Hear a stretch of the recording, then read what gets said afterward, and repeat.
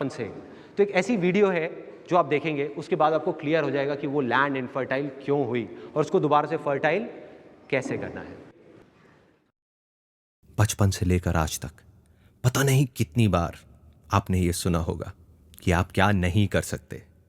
जैसे खुले आसमान में बादलों को चीरते हुए उड़ने का सपना, लेकिन जैसे ही नींद टूटती थी वो सपना भी टूट जाता था, क्योंकि आपको समझाया जाता था कि आप चाहे कुछ भी कर लें लेकिन आप नहीं उड़ सकते।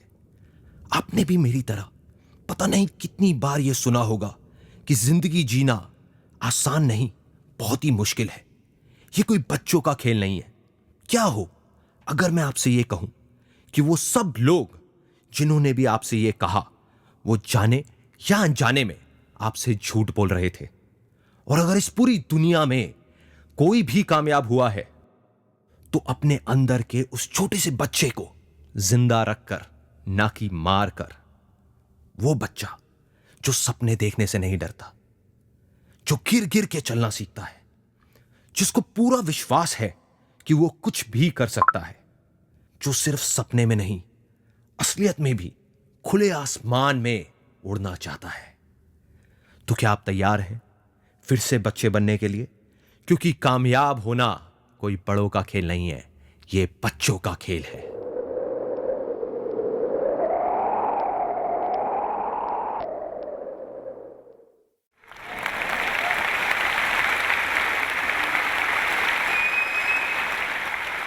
बड़ी अजीब सी बात हो रही है ना इस वीडियो में।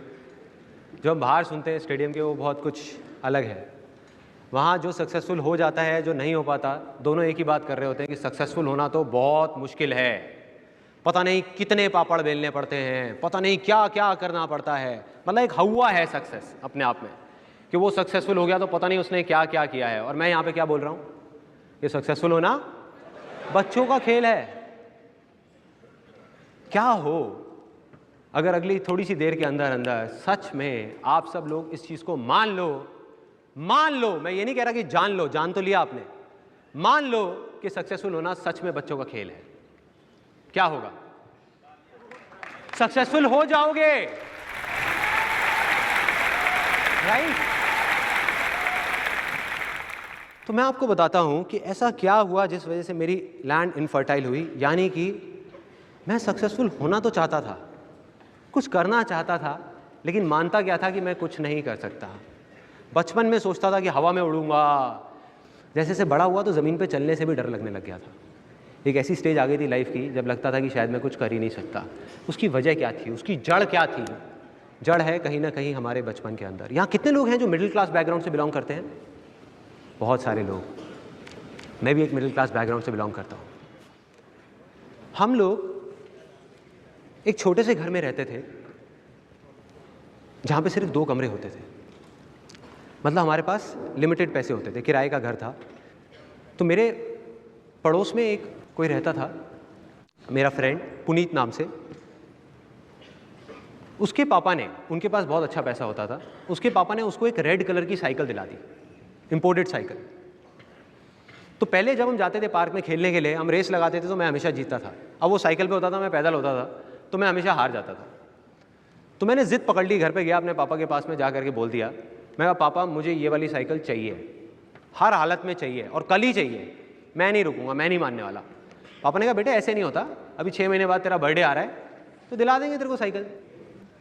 मैंने जिद पकड़ ली। अगले दिन पापा थके हुए ऑफिस से घर आए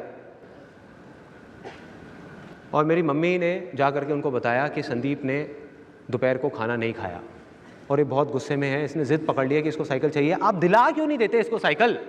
मेरी मदर ने जा करके बोला मेरे फादर को। अब उनको गुस्सा आ गया जैसे ही मेरी मदर ने बात कही। वो कहते कि मैं कोई टाटा बिरला नहीं हूँ जो इसकी सारी फरमाइशें पूरी करता रहूँ, नहीं दिला सकता साइकिल, जाओ जो कर लो, चलो यहाँ से।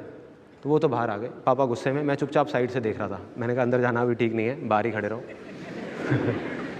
चुपचाप अगले दिन गया अपनी मम्मी के पास में, जा करके मैंने बोला, उस टाइम मेरी एज थी 5 से 6 साल के बीच में, मम्मी ये पापा क्या बोल रहे थे टाटा बिरला, ये टाटा बिरला क्या होता है?